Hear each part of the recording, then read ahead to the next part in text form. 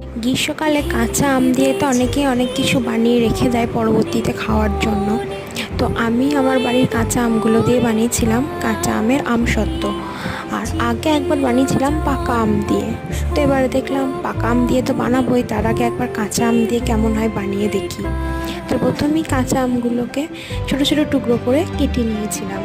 তারপর যেহেতু একেবারেই কাঁচা, তার জন্য একটুখানি সেদ্ধ করে নিয়েছিলাম। তারপর সেখান থেকে ভালো পাল্পগুলো বের করে নিতে হবে। আর যেহেতু এটা টক আম, তাই একটু বেশি করেই চিনি দিতে হবে। আর শুধু চিনি দিলে হবে না, সেখানে লঙ্কার গুঁড়ো, নুন সব রকমই দিতে হবে স্বাদ মতন, তাহলে টক টক ঝাল ঝাল বেশ ভালো লাগে।